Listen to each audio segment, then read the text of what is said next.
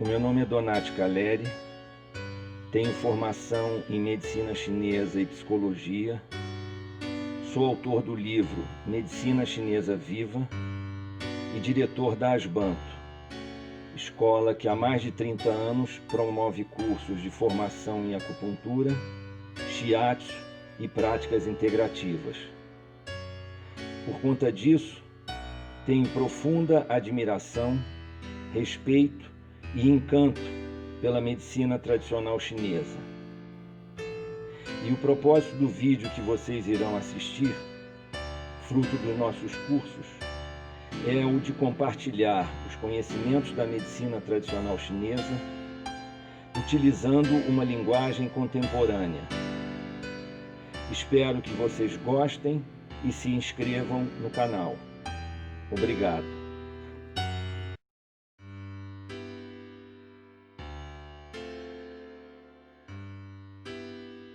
Vou falar com vocês também um pouco do que é que a gente vai estar vendo teoricamente,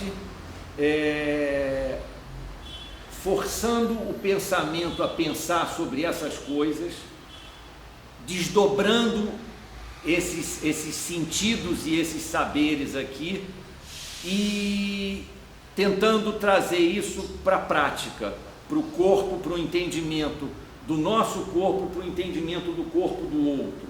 Isso tudo que está sendo dito aqui tem como princípio essa ideia do entendimento desse corpo e de como a gente pode intervir nesse corpo para melhorar a capacidade de produção desse corpo.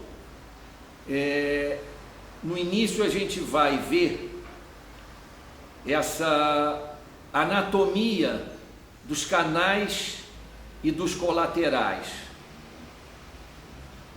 Algumas questões, talvez que antecedam ao mapa dessa anatomia dos canais e dos colaterais, a gente já precisa trazer assim, por exemplo, como isso foi descoberto no corpo humano, porque isso está sendo falado. Vocês vão ver a complexidade de canais e de colaterais que existem nesse corpo e, obviamente, todos esses canais têm funções. Não tem nada que esteja nesse corpo, até onde eu sei, que não tenha função. Então, a gente vai identificar por onde passam esses canais e quais as funções desses canais. Mas antes da gente chegar a falar sobre isso, como isso foi mapeado há 3.000 anos atrás, considerando que a localização desses canais, de todos esses que nós vamos falar, ou pelo menos na grande maioria deles, é uma localização que reforça a localização deles há 2.000 anos atrás. Ou seja, o que foi mapeado lá atrás, a localização deles lá atrás, é a mesma que a gente está vendo aqui hoje. Não mudou quase nada. Como o gênio chinês conseguiu, sem ressonância, tomografia, raio-x, identificar esses canais com a precisão do trajeto de cada um deles, as conexões múltiplas que eles fazem com os outros canais, essa teia de circulação de energia. No fundo, esses canais significam isso, uma grande teia de circulação de energia. Quando eu olho para uns fios que tem aqui do lado de fora, aqui do sobrado aqui da gente, é um emaranhado parecido com isso que a gente vai ver aqui na anatomia dos canais e colaterais. Tem duas vertentes para tentar explicar como surgiram canais e como o chinês mapeou e identificou esses canais. Uma vertente diz que quando o chinês tinha algum tipo de problema de saúde, além dele ter determinados sintomas, vomitava, ficava com o corpo quente, não comia, enfim, uma série tinha diarreia, o que a gente pudesse imaginar. Além dessa sintomatologia, ele também identificava em partes do corpo dele sinais e sintomas distintos: febre, dor, aquecimento, tumefação, ou seja, ele tinha diarreia e sentia dor em alguns pontos, em algumas áreas. Aquela diarreia ia embora, aquelas áreas normalizavam. Ele começou a perceber que não só aquele órgão estava afetado, como algumas regiões que tinham a ver com aquele órgão também ficavam afetadas. Quando aquele órgão voltava a uma certa normalidade, aquela região também voltava a uma certa normalidade. Então, a partir dali, ele começou a pensar, bom, então tem a ver órgãos e vísceras, elas também se expressam pelo corpo todo, por várias partes do corpo.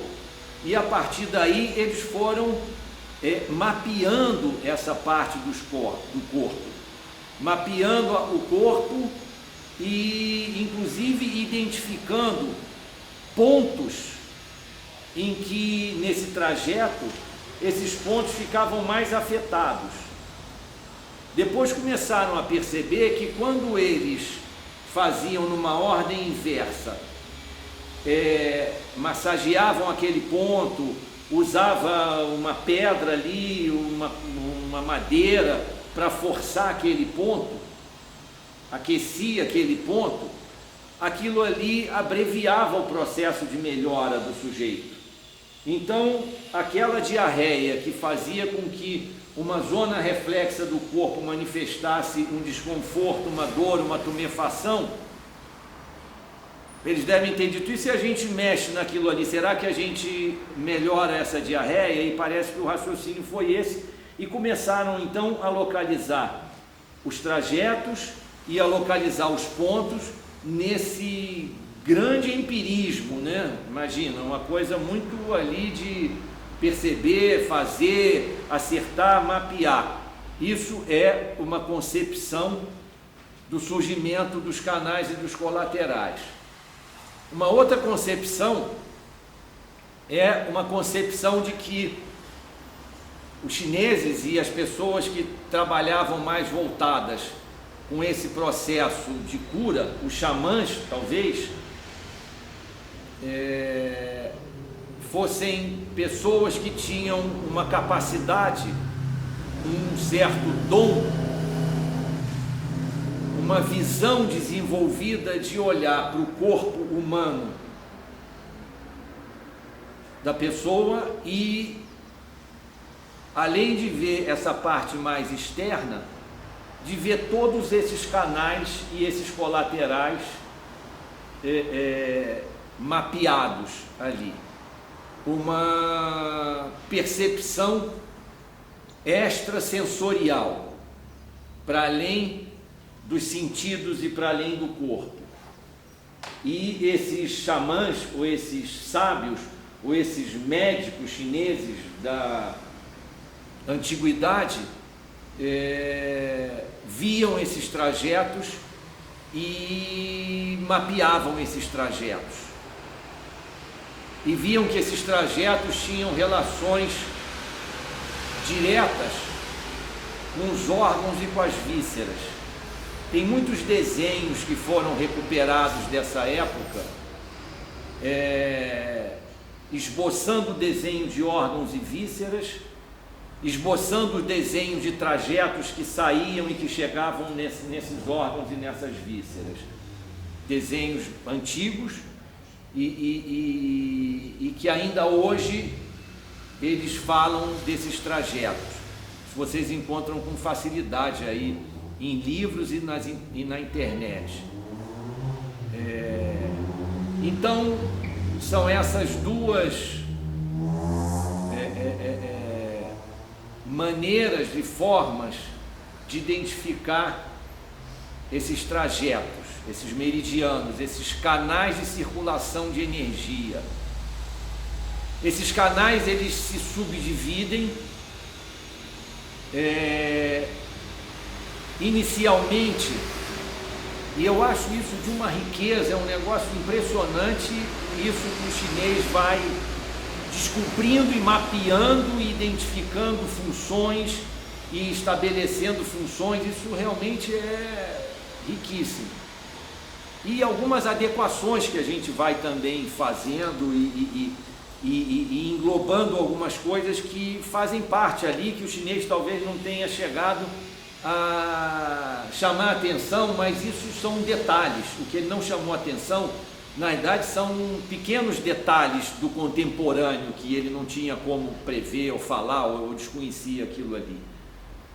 Então ele diz que assim, que você inicialmente, esse humano, ele tem 8 vasos maravilhosos, 8 canais de circulação de energia. Desses 8 canais, 6 canais são originados do sistema rim, tem conexão direta com o rim. O rim é um dos primeiros, ou o primeiro sistema que se organiza no embrião. Então você tem que pensar o seguinte, o que ele está chamando a atenção, o que ele está sugerindo que seja pensado, não só isso, mas isso também, isso que importa aqui para a gente, ele está sugerindo que seja pensado o seguinte, esse rim, na perspectiva da medicina chinesa, é o sistema, é o órgão que armazena, que traz a ancestralidade, a combinação, a fecundação do óvulo pelo espermatozoide no útero, começa a gerar um outro ser, e esse sistema rim é exatamente o sistema que armazena e que traz esse Jing, essa ancestralidade, esse DNA de pai e mãe, e vai distribuir esse Jing pelo corpo todo.